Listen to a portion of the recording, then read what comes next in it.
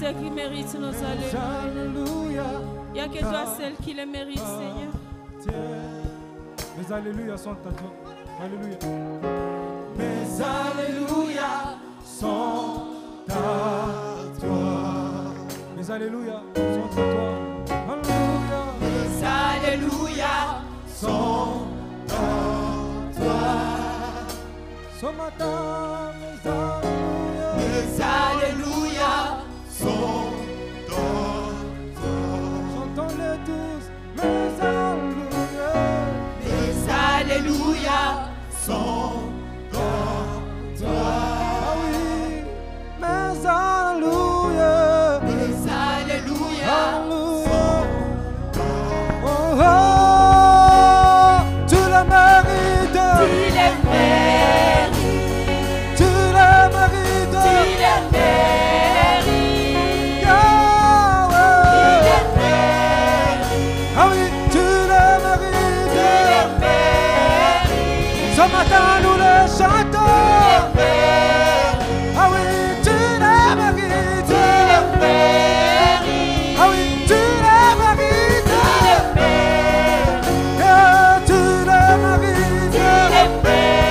Ah oui, tu le mérites. Yahweh, tu le mérites. Mais alléluia, Alléluia sont ta toi. Ah oui, mais alléluia, Alléluia sont ta. Oui Seigneur, ce matin, Acclame très ce fort matin, les c'est à toi, Seigneurs. Jésus. Reçois la gloire, Alléluia. reçois la gloire, Seigneur. Alléluia. Pousse des cris de joie. Alléluia. Merci Jésus. Alléluia.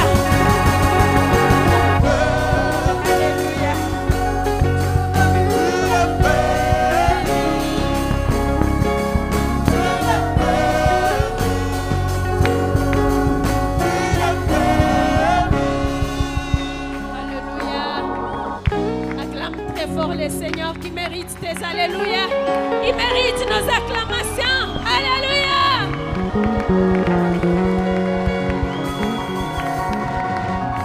Gloire à toi, Seigneur.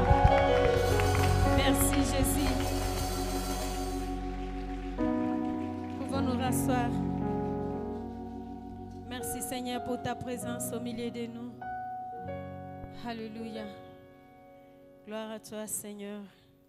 Le Seigneur mérite nos alléluia. Il est celui qui nous a tirés de l'esclavage de l'ennemi. Il est celui qui nous a libérés de l'emprise du diable et de l'esclavage du diable. Il est celui qui nous a délivrés de l'esclavage de la prostitution. Il t'a délivré de l'esclavage du vol, de l'escroquerie. Alléluia. Si le Seigneur ne t'avait pas sauvé, peut-être qu'aujourd'hui tu serais déjà mort du VIH. Alléluia. C'est la raison pour laquelle, lorsque les païens nous voient, ils pensent que nous sommes des fous. Nous sommes des fous de Jésus. Alléluia. Merci Seigneur. Ce matin, nous sommes là encore dans la présence du Seigneur pour que le Seigneur puisse nous parler. Nous sommes venus écouter le Seigneur. Et ce matin, il veut nous entretenir sur le thème que j'ai intitulé « La crainte de Dieu, force pour mon établissement ». La crainte de Dieu, force pour mon établissement. Depuis un certain temps, nous avons été enseignés pendant longtemps par rapport à l'établissement. Le thème était quand Dieu vous établit. Nous avons suivi ce thème ici et nous avons vraiment été bénis. Je pense qu'aujourd'hui, chacun de nous connaît en quoi le Seigneur l'a établi. Alléluia. Être établi, c'est une responsabilité que Dieu nous donne. Et il attend de nous les résultats. Lorsque Dieu nous établit, il attend de nous des résultats. Il attend quelque chose de notre part. Nous devons assumer nos responsabilités par rapport à cet établissement que le Seigneur nous a donné. Lorsque nous lisons le livre de Jérémie, chapitre 1er, le verset 10, nous voyons comment le Seigneur, à partir du verset 4, il est en train de dire à Jérémie, Je te connaissais avant que tu sois conçu dans le sein de ta mère. Je t'avais consacré. Je t'avais établi prophète des nations. Il l'informe que je t'avais établi avant que tu sois conçu. Je t'avais établi. Et il est en train maintenant de lui expliquer, lorsque nous continuons jusqu'au verset 10, il est en train de lui expliquer le contenu de son établissement. Alléluia. Il lui dit, tu es prophète, mais il lui explique ce qu'il sera en train de faire en tant que prophète. C'est-à-dire, c'est une chose d'être établi, mais c'est une autre chose de faire ce qui est dans l'établissement. Alléluia. Bien-aimés, nous devons assumer notre responsabilité. J'aimerais que nous puissions prendre nos Bibles et nous allons lire Psaume chapitre 34, versets 10 à 12.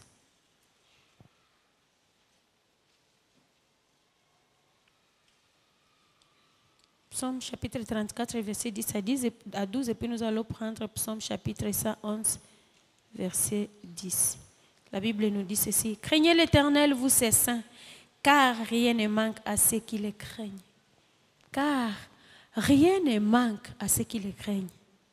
Les lionceaux éprouvent la disette et la faim, mais ceux qui cherchent l'Éternel ne sont pas privés d'aucun bien.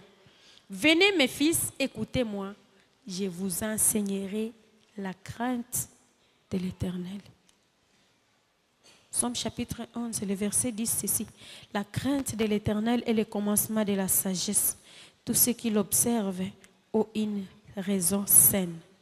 Sa gloire subsiste à jamais. Amen. Acclamons la parole de Dieu.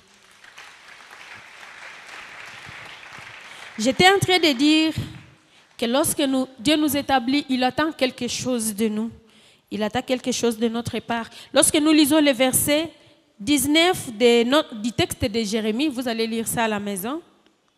Nous voyons combien le Seigneur est en train de donner une promesse à Jérémie après lui avoir décrit ce qui est contenu dans sa mission en tant que prophète. Il lui dit: je suis avec toi pour te délivrer. Dieu, lorsqu'il nous établit, il sait que nous pouvons rencontrer des blocages, il sait que nous pouvons rencontrer des défis, il sait que nous pouvons rencontrer des combats. Et il dit à Jérémie: je serai avec toi pour te délivrer. Je vais t'accompagner dans cette mission. Je t'établis comme prophète, mais tu ne seras pas seul. Je serai avec toi. Je vais t'accompagner. Bien-aimé, on nous a parlé longuement que lorsque Dieu nous établit, il ne nous abandonne pas.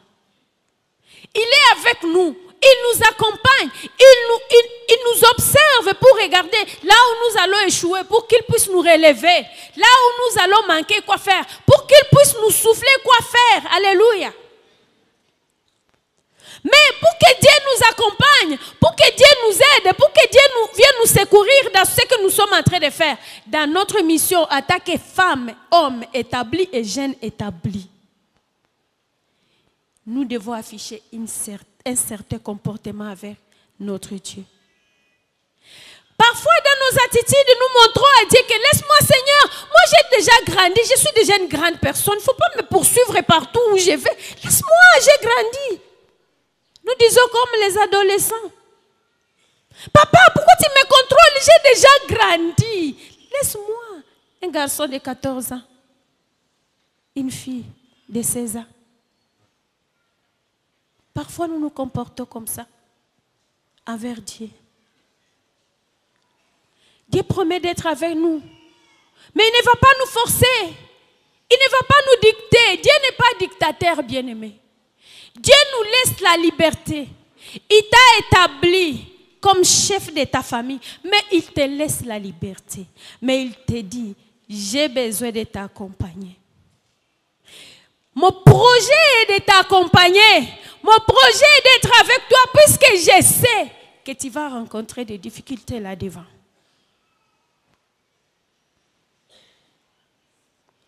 Mais dans nos attitudes, parfois nous refusons. Nous devons adopter une certaine attitude pour que l'accompagnement de Dieu dans notre établissement soit possible. La plupart des fois, nous nous comportons comme des rebelles vis-à-vis de Dieu qui nous a établis. Tu étais en train de demander le mariage à Dieu. Seigneur, donne-moi le mariage.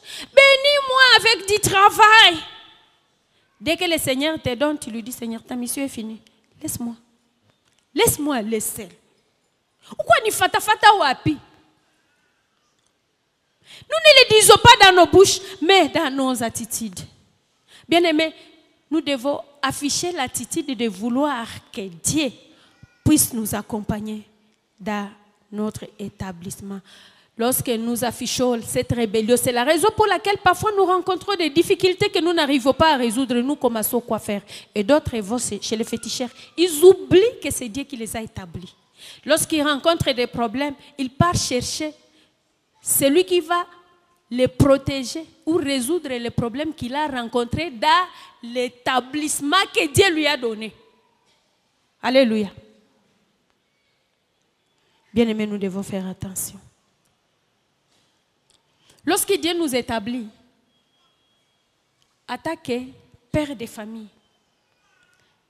il connaît que signifie être père de famille.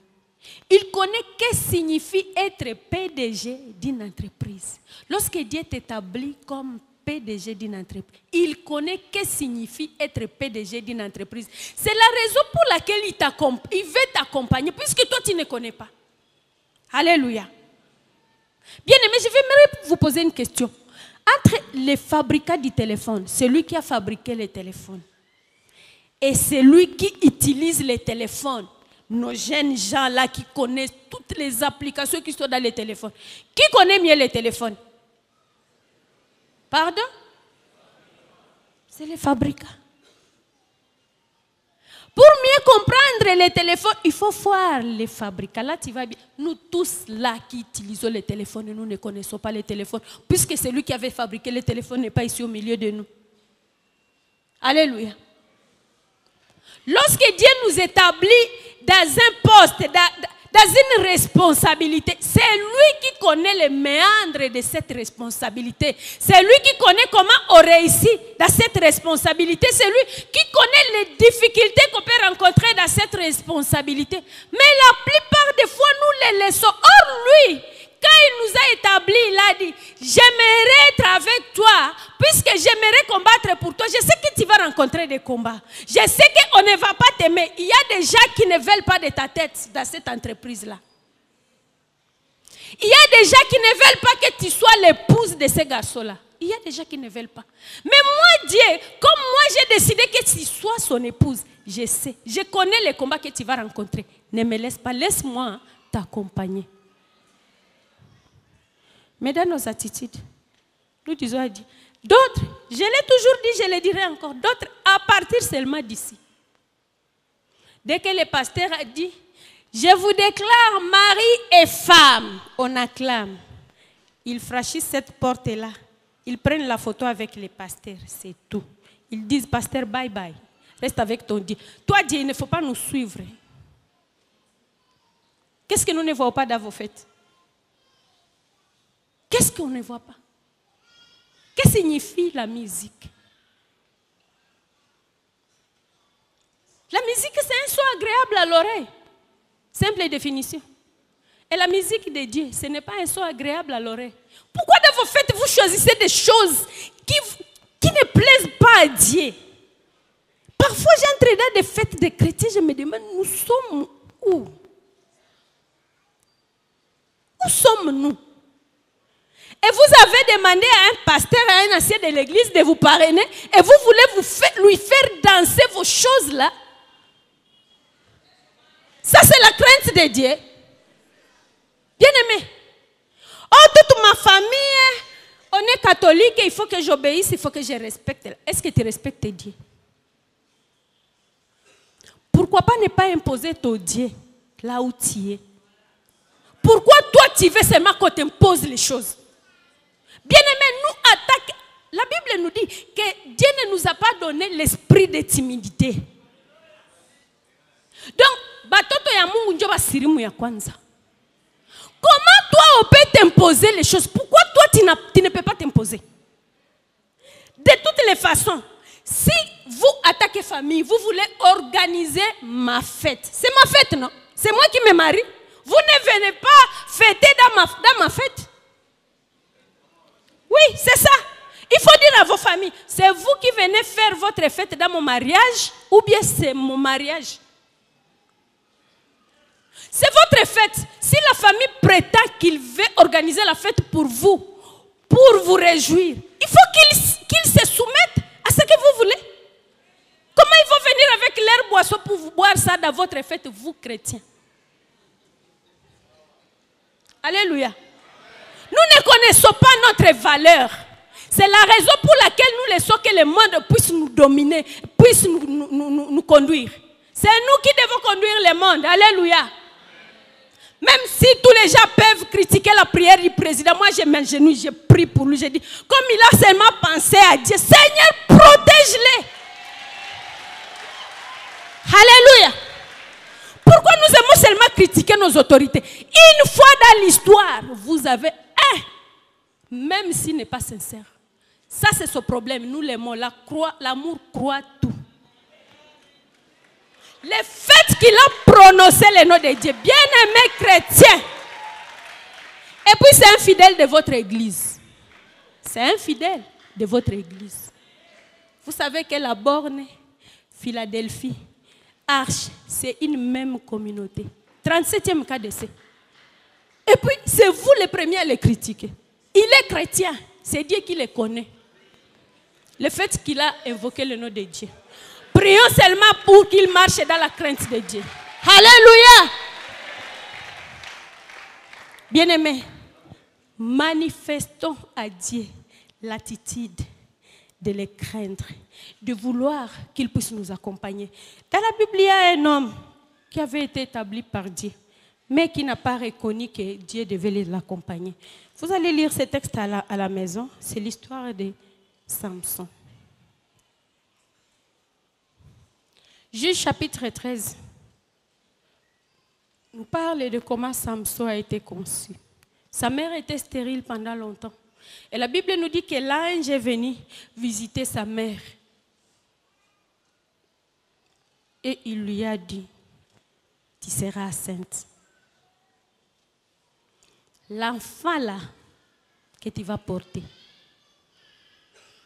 il ne faut pas boire l'alcool. Nous les mamans, lorsque nous sommes enceintes, est-ce que nous avons l'état d'écouter Dieu pour savoir qui nous portons?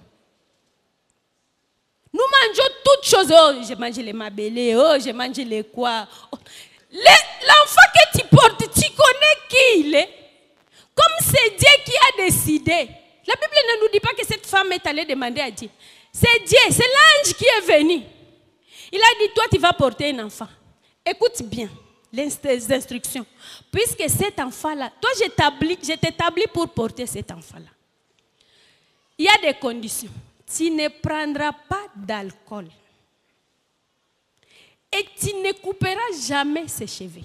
C'est Dieu qui connaissait la mission de Salomon. C'est Dieu qui connaissait le contenu qu'il voulait mettre dans le sein de cette maman-là. C'est la raison pour laquelle il lui a donné des instructions. Alléluia. Mais lorsque on nous a établis pour quelque chose, nous n'avons même pas l'état d'écouter Dieu. Quelles sont les instructions de Dieu dans ce qu'il m'a donné comme responsabilité? Lorsque l'enfant a grandi, ses parents peut-être qu'ils lui ont dit, puisqu'il savait. Mais bien aimé, il a oublié qu'il y avait des instructions. Il a oublié qu'il devait se confier à celui qui l'avait établi. Et nous voyons sa ruine.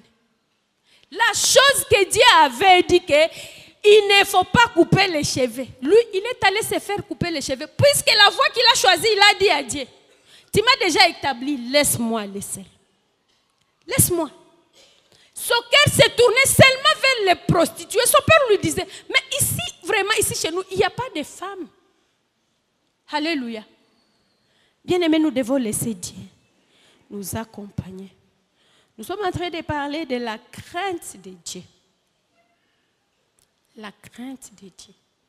C'est une attitude. à afficher vis-à-vis de notre Dieu. Lorsque nous parlons de la crainte de Dieu, nous ne parlons pas de la peur. Donc la crainte de Dieu dont nous parlons n'est pas synonyme de la peur.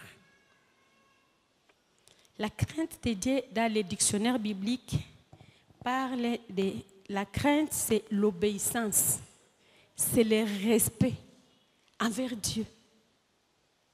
L'obéissance signifie soumission. C'est soumettre à Dieu. C'est de cette crainte-là que nous sommes en train de parler ce matin. Et cette crainte-là, nous la voyons dans la vie de Salomon. Dieu a établi Salomon comme roi. Comme Salomon avait la crainte de Dieu, il a dit non, Dieu vient de m'établir. C'est lui qui connaît ce que signifie être roi. Je rentre auprès de lui. Et Salomon est allé auprès de Dieu pour aller consulter Dieu. Et Dieu lui a donné les capacités de conduire le peuple. Alléluia. La crainte de Dieu dont nous parlons découle d'une relation personnelle avec Dieu. Vous ne pouvez pas craindre quelqu'un dont vous n'avez pas une relation avec. Cette crainte-là découle d'une relation personnelle avec lui. Et cette relation est basée sur l'amour. Notre relation avec Dieu repose sur l'amour. Il nous a aimés les premiers. Nous, lorsque nous l'aimons, nous répondons à son amour. Bien-aimé, si tu n'aimes pas Dieu, tu ne sauras pas le craindre. Tu ne sauras pas te soumettre à lui. Tu ne sauras pas l'obéir. La Bible nous dit, lorsque j'étais en train de dire que la crainte dont nous parlons, ce n'est pas la peur. Puisque dans l'amour, il n'y a pas la peur. Dans l'amour, il n'y a pas la peur. Comme nous parlons de l'amour, comme nous sommes en train de parler de l'amour, de la crainte qui est basée sur l'amour, donc oublie que ce n'est pas la peur dont nous avons en train de parler. Car la Bible nous dit dans 1 Jean chapitre 4, le verset 18, il dit ceci, la crainte n'est pas dans l'amour, mais l'amour vrai bannit la crainte. L'amour vrai bannit la crainte. Car la crainte suppose un châtiment et celui qui craint n'est pas parfait dans l'amour. La crainte suppose un châtiment. Donc, si dans ton cœur, tu sais que c'est la crainte qui est là, tu ne crains pas Dieu, mais tu crains les fouets de Dieu. Il y a beaucoup de gens qui sont comme si, quand vous les voyez, vous pouvez penser qu'ils craignent Dieu. Beaucoup de gens prétendent craindre Dieu, mais ils craignent la verge qui est dans la main de Dieu. Les fouets, la guéhenne. Il a peur du feu éternel. Peut-être c'est la raison pour laquelle il vient à l'église. Peut-être c'est la raison pour laquelle il prie même. Mais il ne craint pas Dieu. Alléluia. Nous ne devons pas craindre la guerre, mais nous devons craindre Dieu. La relation que nous avons avec Dieu a deux dimensions. La première dimension est que Dieu est Père. La deuxième dimension est Dieu est notre Maître. Malachie chapitre 1, le verset 6 à 7 dit ceci. Un fils honore son père et un serviteur son maître. Si je suis père, où est l'honneur qui m'est dû? Si je suis maître, où est la crainte qu'on a de moi? C'est Dieu qui est en train de parler. Si je suis votre père, si vous prétendez que je suis votre père, où est l'honneur qui me dit? Est-ce que vous m'honorez? Est-ce que vous m'honorez vraiment? Attaquez mes enfants. Nous voulons attaquer père, attaquer mère. Nous voulons que nos enfants nous honorent. Nous attendons quelque chose et cela transparaît par des actes. Alléluia. Tu ne peux pas commencer, ton enfant ne peut pas continuer à te dire, Seigneur, papa, je t'honore, maman, je t'honore, au moment où il est en train de faire le contraire de tout ce que tu lui dis. Et le Seigneur est en train de nous demander ce matin, si je suis votre Père, où est l'honneur qui m'est dû? Vous dites que vous êtes mes serviteurs et que je suis votre maître. Si je suis votre maître, où est la crainte? Est-ce que vous me craignez? Alléluia. La crainte de Dieu se manifeste par des petites choses que nous pouvons faire pour Dieu. Combien de fois n'avons-nous pas vu des choses qui se passent dans l'église? Tu te demandes, est-ce que les gens craignent Dieu? Nous voyons les gens, nous pouvons manifester notre crainte envers Dieu par nos offrandes. Alléluia. Par la préparation de ton offrande, puisque tu sais que tu pars donner ça à un Dieu grand. Alléluia. Un Dieu redoutable, un Dieu puissant, un Dieu d'amour. C'est lui que tu appelles ton Père.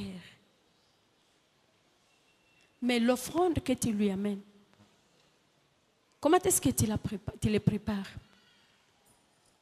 C'est devant le panier des offrandes que vous prenez, vous cherchez un 100 francs, 500 francs, 1000 francs qui est froissé dans votre poche ou dans votre sac, qui est déjà entré dans le trou du sac, dans le sac, les sacs troués, nos sacs là, les mamans. Quand c'est troué là-dedans, tu commences à faire entrer la main là-dedans pour voir s'il n'y a pas un 100 francs et 200 francs que le motard t'avait donné et que tu es en train de chercher devant le panier des offrandes. Bien-aimés, si nous prétendons que nous respectons Dieu, préparons notre offrande avant de venir. Combien de fois ne voyons-nous pas les mamans, nos mamans là qui font le comptage? Elles souffrent. Vous froissez. Bien-aimés, donner un secret ne signifie pas froisser l'offrande. Non. Même si c'est les 100 francs là que vous avez, que vous voulez donner à Dieu, vous pouvez bien l'arranger. Si c'est déjà froissé, repassez ça. Alléluia. C'est du respect. Si vous voulez donner de l'argent à votre chef, vous allez le froisser. Répondez-moi. Si vous voulez donner l'argent à votre père, vous allez le froisser. Maintenant, Dieu dit, je suis votre père. Vous dites que je suis votre père. Honorez-moi. Alléluia. Nous devons honorer Dieu avec notre foi. La Bible nous dit dans Proverbe chapitre 3, le verset 9. Honore l'Éternel avec tes biens. Honore-les. Donne-les de sorte à l'honorer.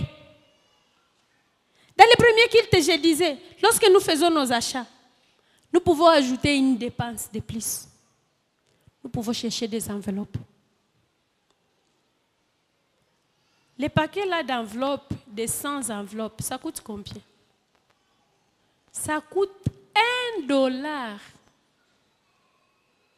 Même si vous allez mettre 100 francs, les 100 francs ne vont pas refuser d'entrer dans l'enveloppe. Puisque les enveloppes là de $1, c'est 100 enveloppes. Donc, signifie 100 offrandes. Maintenant, imaginez, si vous venez au culte, combien de fois les mois? Est-ce que vous venez 100 fois? Vous ne venez pas 100 fois. Donc, c'est-à-dire que ces 100 enveloppes peuvent faire même 2 mois, 3 mois. Alléluia. Bien-aimés, respectons Dieu, honorons Dieu avec les actes que nous posons. Ça démontre à Dieu que nous l'aimons et que nous l'honorons. Pourquoi nous craignons les gens et nous ne sommes pas capables de craindre Dieu? Nous pouvons manifester notre crainte envers Dieu par notre état de venir à l'église. Bien-aimés, Dieu veut, lorsque Dieu nous convoque, il est là, il est déjà présent. Mais quand est-ce que nous venons à l'église? Quand tu sais que le culte commence à 9h30, c'est à 9h-5, à 9h25 que tu entres dans la douche. Et tu penses que tu vas te laver combien de temps, mettre le maquillage, combien de temps? Même les papas. Alléluia. Bien-aimés, lorsque nous venons en retard à l'église, nous ne sommes pas en train de craindre Dieu. Cela manifeste que touche à Zoé à Mungu. Beaucoup de gens, le fait que les versets là que le pasteur nous faisait lire ici, chaque fois, vous n'êtes plus serviteurs, mais vous êtes devenus mes amis. C'est ce verset-là peut-être qui est en train de nous noyer. Bien-aimés, Jésus-Christ nous appelle ses amis. Nous ne sommes pas, Jésus-Christ n'est pas notre copain. Dieu n'est pas notre copain. négocier avec les copains qu'on fait n'importe quoi, qu'on fait des blagues. Mais il dit qu'il est ami. L'ami, on le respecte. Alléluia. L'ami, on le respecte. Les pères, on l'honore. Alléluia. Bien-aimés, tâchons de venir à l'église en temps. Cela démontre que nous sommes en train d'honorer notre Dieu, que nous les craignons, que nous l'aimons, que nous les respectons. La façon dont nous venons même à l'église, bien-aimés, nous ne cesserons pas de parler sur cette chose tant que nous n'allons pas changer. Lorsque tu viens à l'église, quel habit tu choisis dans ta garde-robe? Nous les femmes. Et vous les hommes, vos pantalons là qui descendent. Alléluia. Parfois, on voit quelqu'un qui peut venir à l'église quand il ne s'est pas encore engagé dans cette avenue. Vraiment, tu ne peux pas y... Vraiment, l'église est le dernier endroit que tu peux imaginer qu'il peut aller. Donc, puisque la façon dont il est habillé, tu te demandes, on parle des boîtes de nuit. Est-ce qu'il y a boîte de matin? Puisque celui-là ou celle-là ressemble à quelqu'un qui va dans la boîte. Mais c'est le matin, à 9h. Et puis on voit, il prend la route. Il vient à l'église. Bien-aimé. Est-ce que vraiment tu respectes Dieu? Tu fais respecter Dieu avec tes habits. Pourquoi tu t'habilles mal? Tu cherches quoi? Pourquoi on va répéter la même chose chaque dimanche? Vous savez qu'il y a des tenues pour nous les femmes. Que si tu portes, même pour les hommes, si tu portes cette tenue-là, tu ne peux pas aller faire un test. Alléluia. Tu vas comme ça, tu pars chercher du travail quelque part. Tu viens avec un mini-jupe comme ça. Tu viens avec un pantalon. En fait, c'est les gardiens même. Tu ne vas même pas voir les... Non, pas les patrons. Les patrons, c'est très loin.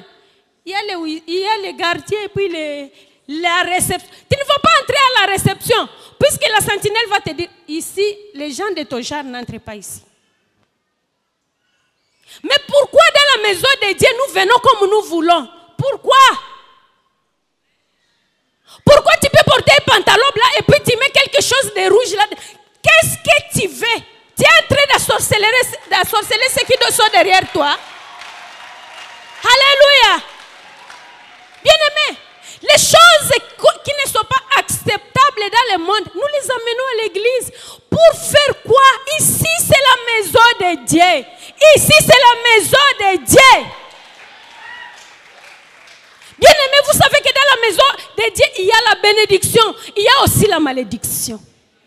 Je ne sais pas si tu attaques la malédiction, d'abord ça t'attrape pour que tu changes. Vous pensez que les mamans là, les femmes, les jeunes filles qui portent de longues jupes et des robes de pagne bien habillées, elles n'ont pas de parties à montrer? Elles n'en ont pas? Alléluia. Pourquoi vous faites injurier le nom de Dieu? Pourquoi vous faites injurier le nom de Dieu? Vous savez ce que les gens disent de notre église à cause de vous.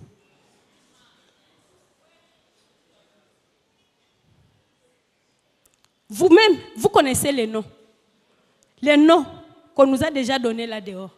À cause de votre habillement. À cause de votre comportement. Le matin, tu es à l'église. Le soir, tu es là-bas à la vallée de l'ombre de la mort. Le matin, tu es à l'église. Devant les gens qui sont en train de voir la boisson, tu es là. Pourquoi vous voulez qu'on cite chaque chose avec son nom? Pourquoi? Tu oublies que la boisson n'est pas bien. Même si nous mettons la Bible à côté. Les gens qui se sont donnés à la boisson. Quel est le résultat? Cirrhose des foies. Les familles divisées. Pourquoi? Même il y a des païens même qui refusent. Ils disent, moi je ne boirai pas. Mais toi tu viens dans la maison de Dieu. Tu bois l'alcool. Puisque le pasteur n'en a pas parlé, moi je parle. Ne buvez pas. Ne buvez pas. Ne buvez pas l'alcool. Il y a plusieurs boissons. Tu peux boire de l'eau, tu peux boire le Vital'eau, le Fantal. Il y a toutes sortes de boissons. Si tu n'arrives pas à boire tout ça, bois la bouillie.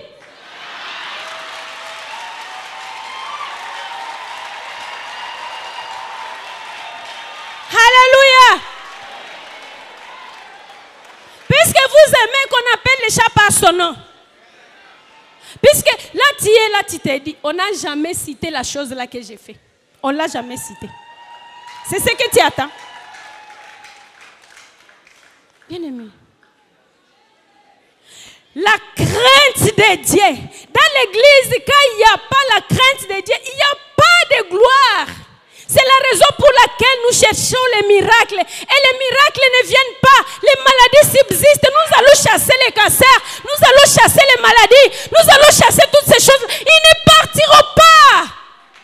Ils ne partiront pas puisqu'il n'y a pas de crainte de Dieu. La crainte de Dieu, ce n'est pas seulement l'église. Dans ton entreprise, les gens ont besoin de voir un modèle. Même s'ils te combattent, ils savent que tu as des valeurs qu'ils n'ont pas.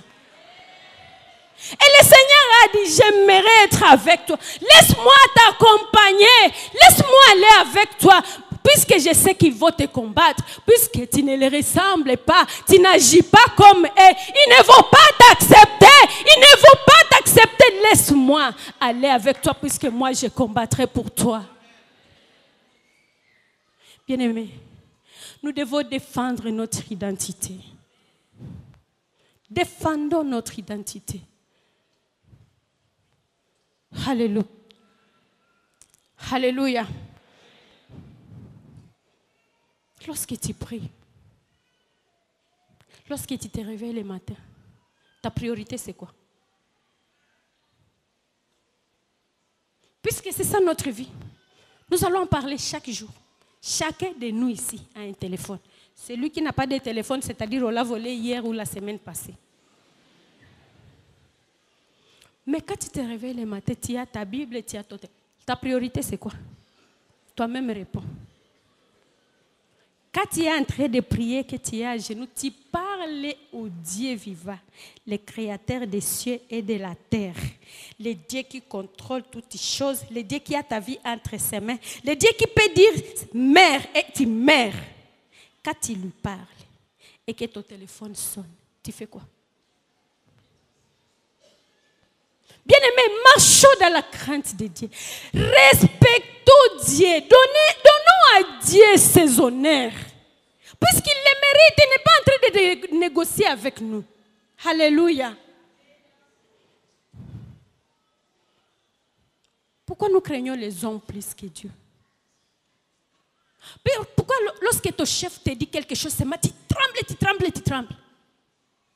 Ton chef peut te dire, le travail commence à 8h, il te dit, sois ici à 6h. Je te dis à 6h. 6h moins, tu seras là. Mais à l'église, tu viens à quelle heure? Des excuses. Des raisons entre guillemets valables. Je dis souvent, ces raisons-là que nous présentons sont valables pour nous. Mais si on demandait à Dieu de donner son avis, est-ce que ta raison-là, ça sera valable? La Bible dit dans Matthieu chapitre 10, verset 28. Ne craignez pas ceux qui tuent le corps et qui ne peuvent tuer l'âme. Craignez plutôt celui qui peut faire périr l'âme et le corps dans la guerre. Craignons Dieu. C'est lui qui a nos vies entre ses mains. Alors pose la question à celui qui est à côté de toi. De quelle crainte as-tu? La crainte de Dieu ou la crainte de la guerre? Ou la crainte de ton chef? Ou la crainte de ton mari? Ou de ta femme? Alléluia. Craindre Dieu, c'est obéir à ses ordres, à sa parole et à la mettre en pratique. Chaque fois nous venons ici, nous écoutons la parole de Dieu. Mais pourquoi nous ne la mettons pas en pratique? Ma prière est qu'à partir d'aujourd'hui, l'église Arche soit l'église des hommes et des femmes qui craignent Dieu, qui honorent Dieu, alléluia. Que lorsque quelqu'un te voit Dieu à toi. Alléluia. Dans notre langage, dans notre comportement, dans notre façon d'être, dans notre façon d'agir. Que les hommes voient Dieu au travers de nous. Bien-aimé, lorsque Dieu parle et que tu ne prends pas au sérieux les choses qu'il dit, cela montre que tu es en train de les mépriser.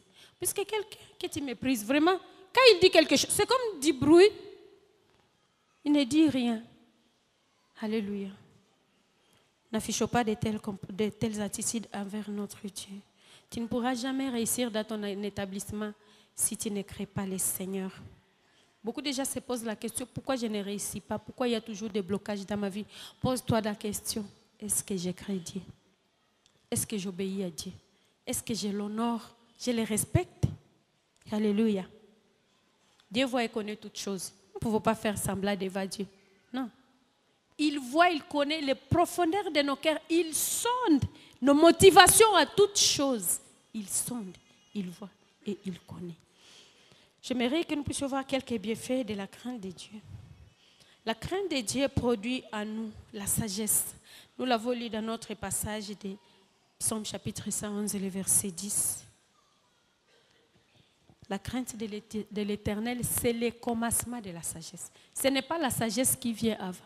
La crainte d'abord et puis le commencement, la sagesse commence là-bas. Alléluia. As-tu besoin de la sagesse dans cette entreprise là où Dieu t'a établi? Alléluia. Tu veux réussir dans ton foyer, tu as besoin de la sagesse. Tu veux réussir en tant que PDG, tu as besoin de la sagesse.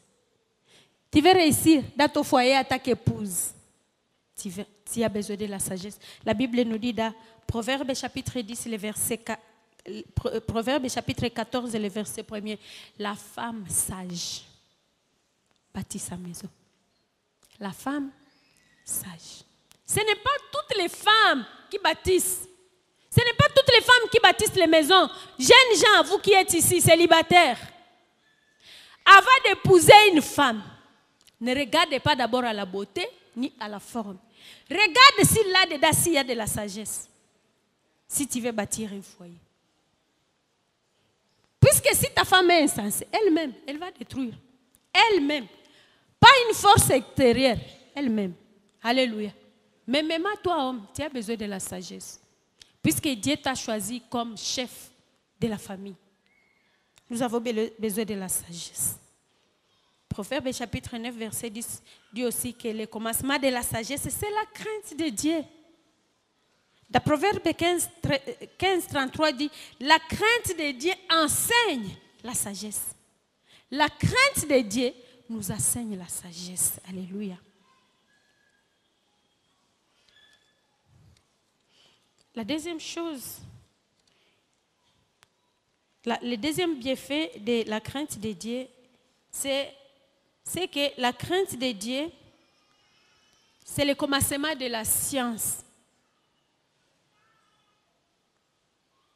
La crainte de Dieu, c'est le commencement de la science. Vous qui étudiez, vous qui voulez aller loin dans la science, craignez Dieu. Puisque c'est dans la crainte de Dieu que tu vas trouver la science. Bien aimé, la science, c'est ça, la crainte de Dieu, c'est une ruine. Cette science-là peut te tuer si tu ne mets pas dedans la crainte de Dieu. Ou si elle ne commence pas par la crainte de Dieu. La crainte de Dieu produit à nous la haine du mal. Lorsque vous craignez Dieu, vous allez haïr le mal. Pas vous allez craindre le mal, vous allez haïr. Quelque chose que vous haïssez, vous ne pouvez pas le faire. C'est par la crainte de Dieu seulement que vous pouvez arriver à haïr le mal. C'est par la crainte de Dieu que vous pouvez même, que vos yeux pourront même s'ouvrir pour que vous puissiez savoir que ça c'est pas bien, ça c'est bien. Alléluia. Puisque lorsque vous ne craignez pas Dieu, vous essayez de vous justifier à toutes sortes. Alléluia. Pour la crainte de Dieu qui engendre la science, vous pouvez noter Proverbe chapitre 25, le verset 5. Et pour la crainte de Dieu qui produit la haine du mal, vous allez écrire Proverbe chapitre 8, le verset 13. Elle produit à nous les dégoûts du péché.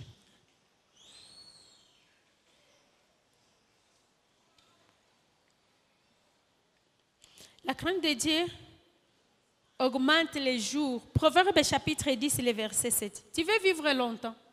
Crains Dieu. Crains Dieu, bien-aimé. Tu veux faire longtemps dans ton travail, dans ton poste, dans les postes dans lesquels le Seigneur t'a établi. Crains Dieu. Puisque lorsque tu ne crains pas Dieu, le mal va venir, tu vas commettre des bêtises, on va te chasser du travail. Mais lorsque tu crains Dieu, tu vas demeurer dans ces postes-là. Et on va te solliciter pour des promotions, puisque tu crains Dieu.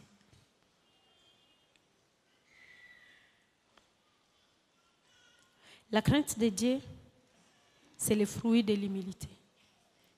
Sans humilité, tu ne peux pas craindre Dieu. Il faut d'abord accepter d'être humble. Et puis là, tu sauras craindre Dieu. Proverbe chapitre 22, verset 4. L'orgueil est contraire à la crainte de Dieu. Quelqu'un qui est orgueilleux ne veut pas vous dire qu'il craint Dieu. Il craint Dieu comment? Comment? Or, l'orgueil, c'est l'ennemi de la crainte de Dieu. Alors, qu'est-ce qui peut nous aider à craindre Dieu?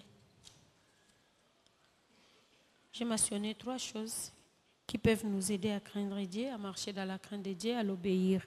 La première chose est que nous devons aimer véritablement et sincèrement notre Dieu. Lorsque vous aimez Dieu véritablement, lorsque vous aimez sincèrement, vous allez le craindre. Vous allez l'obéir. Vous allez vous soumettre à lui. Alléluia. La Bible nous dit que dans Jean chapitre 14, verset 15, si vous m'aimez, vous garderez mes commandements. Si vous m'aimez, gardez mes commandements. Alléluia. Si nous aimons Dieu sincèrement, nous allons l'obéir. Nous allons les respecter. Nous ne voudrions pas qu'il soit déshonoré à cause de nous. Nous ne voudrions pas que le nom de Dieu soit injurié à cause de nous. Aimons Dieu. Aimons Dieu comme la Bible nous dit. Aime Dieu de tout ton cœur, de toute ton âme et de tout ton esprit, de toute ta force. Alléluia. Lorsque nous aimons Dieu de toute notre force et de tout notre cœur, bien-aimés, la crainte de Dieu va venir s'installer. Nous allons nous rendre compte que nous commençons à craindre Dieu. Alléluia.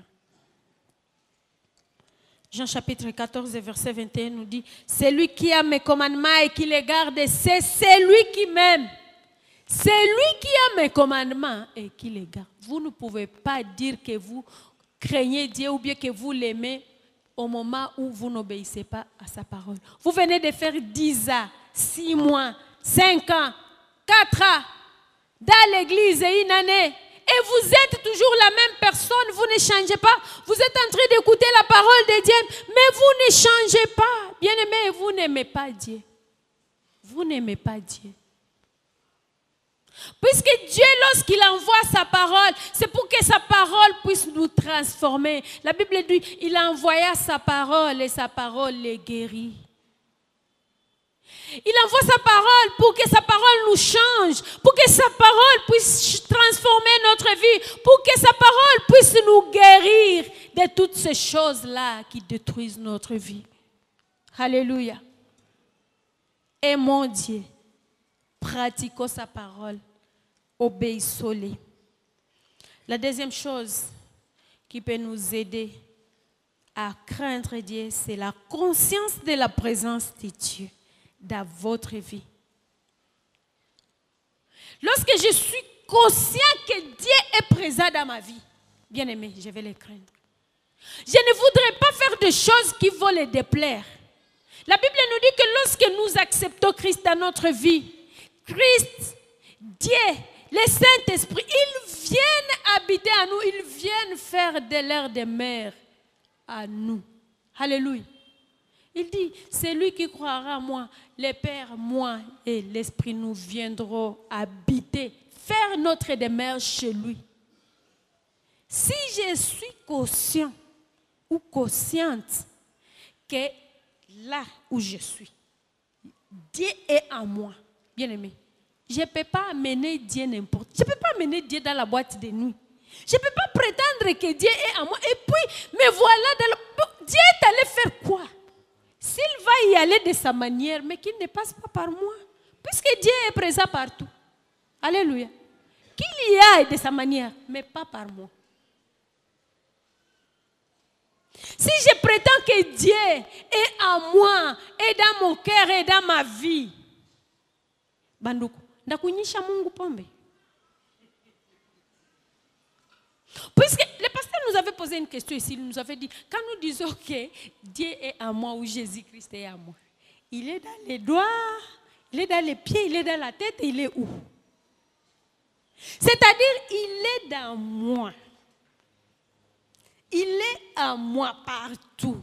Mes mains ici ne m'appartiennent pas. Puisque si ces mains sont les mains de Dieu, les mains de Dieu ne peuvent pas voler. Alléluia. Les pieds dans lesquels il y a Dieu ne peuvent pas aller voler ou décider d'aller injurier les voisins. Cette bouche-là. La Bible nous dit que Dieu vient vivre sa vie à nous. Lorsque nous recevons Christ, c'est que 2 Corinthiens chapitre 5, verset 17 nous dit, si quelqu'un est à Christ, il est une nouvelle créature. C'est-à-dire, je ne suis plus les moi là, je ne suis plus celle, je ne conduis plus ma vie comme je voulais. Maintenant, c'est Dieu qui conduit ma vie. C'est-à-dire, avant que je fasse quelque chose, il faut que nous puissions décider ensemble avec Dieu. Et puis, comme j'aime Dieu, tellement que j'aime Dieu, je ne vais pas l'offenser. Je vais accepter ce que Dieu veut me dit de faire, puisque je sais que Dieu ne peut pas me dicter de mauvaises choses. Alléluia. La Bible dit,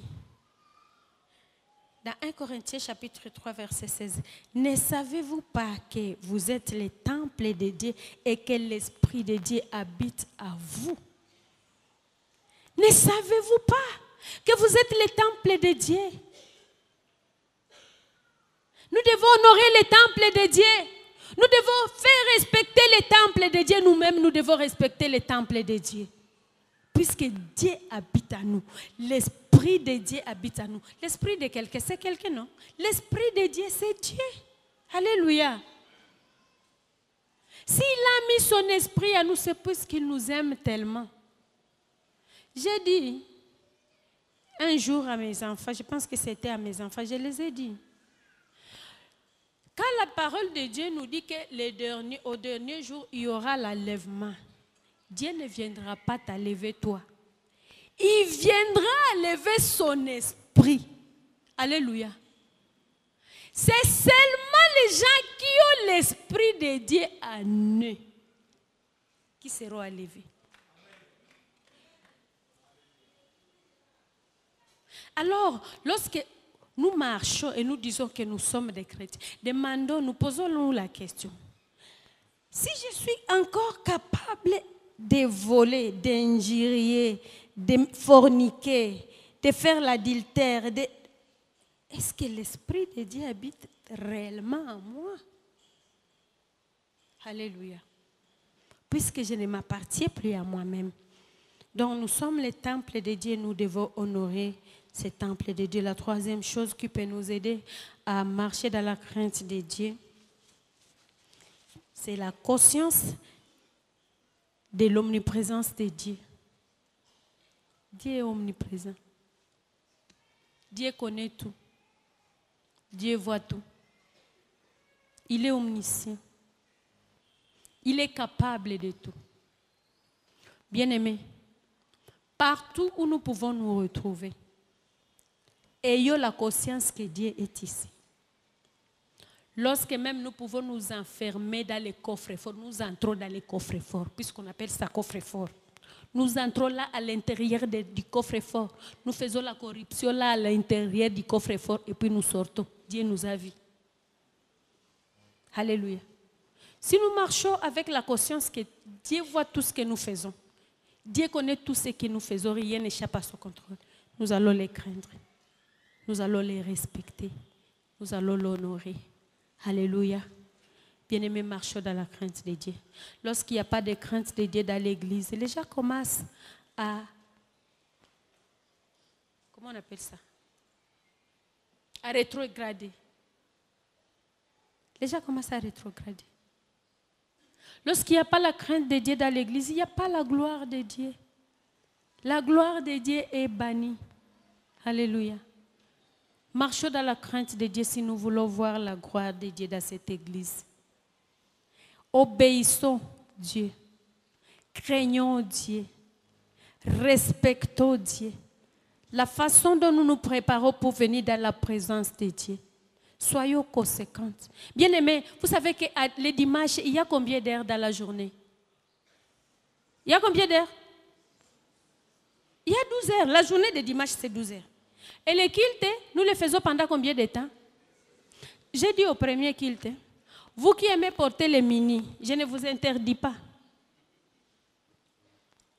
Portez votre mini de 5h à 7h30 ou bien à 7h juste. À lever. Habillez-vous bien de 7h30 à 9h30, venez à l'église. Et puis rentrez, à lever les habits, restez même nus.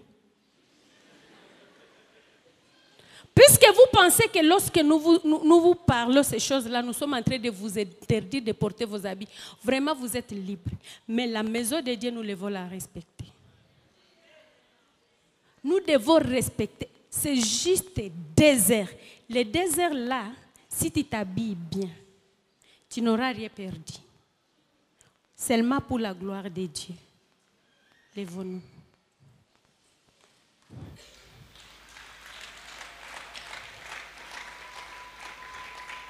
Alléluia. Bien-aimés, nous avons parlé de beaucoup de choses. Nous avons parlé que la crainte de Dieu est basée sur la relation. Incline ta tête dans la prière. Nous avons dit que la crainte de Dieu est basée sur la relation. Peut-être tu as écouté ce message et tu as dit, mais moi je n'ai même pas de relation. Comment est-ce que je peux craindre quelqu'un que je ne connais pas? Je n'ai même pas de relation avec Dieu. Bien-aimé, c'est là le début même. Peut-être c'est la raison pour laquelle tu te trouves que tu es en train de faire des choses qui déplaisent à Dieu. Ne rate pas cette occasion puisque ce message est venu pour toi aujourd'hui, bien-aimé. Si tu trouves que tu n'as pas encore donné ta vie à Jésus-Christ et que tu n'es pas en relation avec Dieu, tu peux juste profiter de cette occasion pour commencer une relation personnelle avec Dieu. Et le Seigneur va t'accueillir. Le Seigneur t'attend les bras ouverts. Si tu es là, tu peux te manifester. Lève simplement ta main et le Seigneur va venir dans votre vie. Vous pouvez maintenant commencer à marcher dans la crainte de Dieu. Puisque c'est difficile de marcher dans la crainte de Dieu si tu n'as pas une relation avec Dieu. Bien-aimé, si tu te retrouves que tu n'as pas encore une relation avec Dieu. Merci, merci ma soeur. Lève-toi, n'aie pas peur, n'aie pas honte. Lève simplement ta main.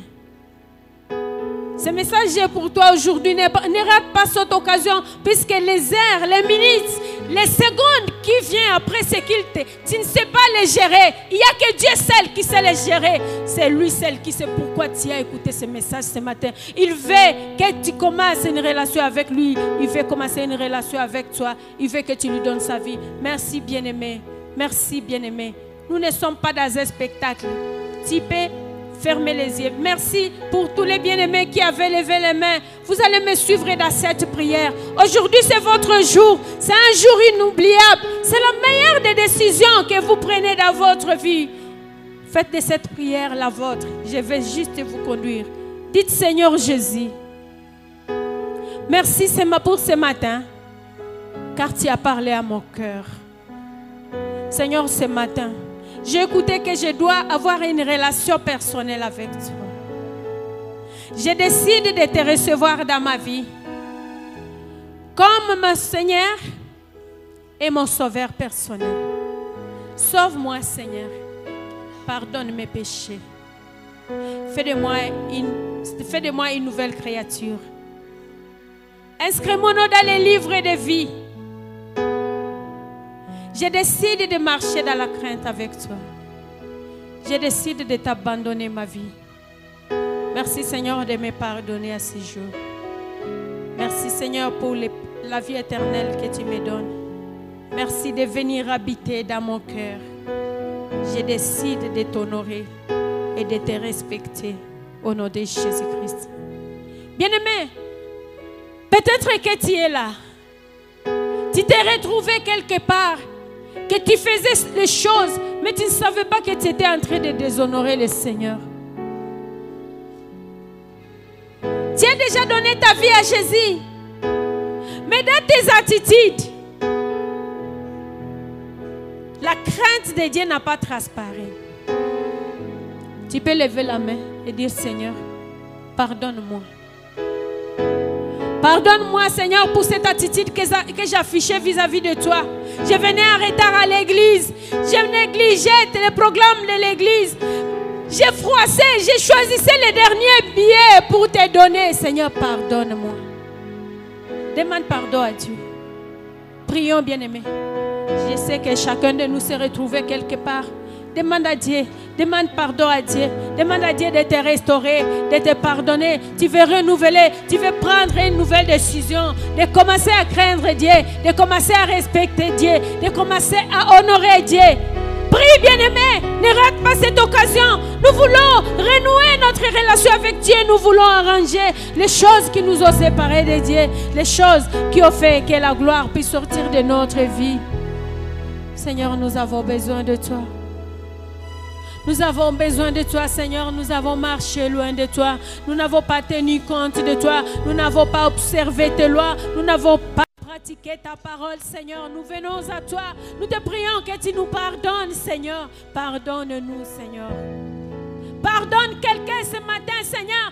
Nous voulons marcher avec toi. Nous prenons la décision de commencer à t'obéir, à te craindre, à marcher avec toi, Seigneur. Aide-nous à te respecter, à te faire respecter dans nos vies. Nous avons besoin de toi.